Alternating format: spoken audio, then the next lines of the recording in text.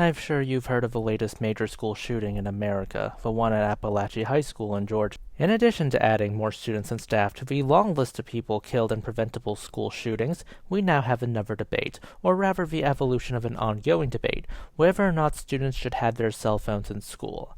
Now, they aren't a new distraction device. I certainly remember my fellow classmates using their phones in class. In fact, I remember my chemistry teacher often commenting that students were far from subtle from actually using them, saying, "Of course I noticed you using your phones. I turned off the lights for the projector, and you're there staring at your crotch while the brightness is on full."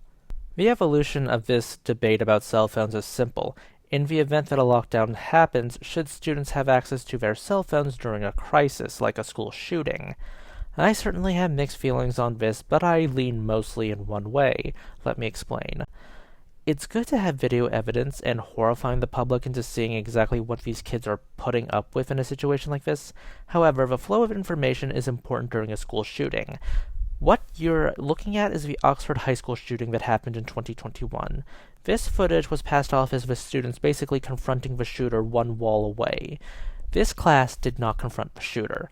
Fact-checking proved that this was actually just an officer who was being unprofessional in terms of speech.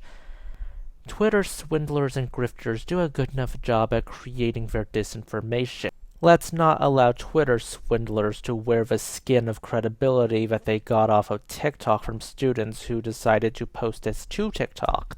At the same time, we do see how phone calls to police were ineffective during Uvalde, much like how that entire police department was ineffective, but this isn't a video about Uvalde. However, let's be pragmatic about this. In the event of an actual school shooting, I do not need students to be on their phones texting their parents. I need them to be listening to my orders. I fully expect 1/3 of my class to just shut down from the stress of having their lives be put on the line. I need whatever bodies I can to cut the lights, close the blinds, and help me barricade the doors.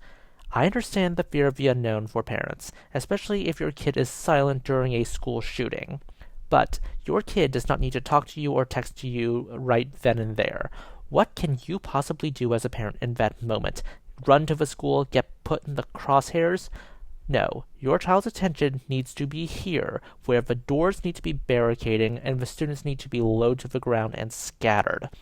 Or, if I need to break the windows, they need to be in the nearest safe place that has been designated by a school. In my case, a church. All phones do is send confusion and uncertainty in and out of the towers. I cannot tell you how many times we did lockdown drills when I was both a student and now as a teacher, that somehow, somewhere, some student's phone gets text or more recently TikTok videos and just puts everyone at risk. Cell phones don't belong here because we need clear lines of communication, and we do not need misinformation, disinformation, and most importantly, risk to our safety present, because we are already in a high-risk, high-confusion area. We do not need to make it worse. It is shocking to me to see this cell phone debate go from "Are these boxes merely distractions in schools and roadblocks to learning?" to "Will I be able to say goodbye to my family in the event a school turns into an abattoir?"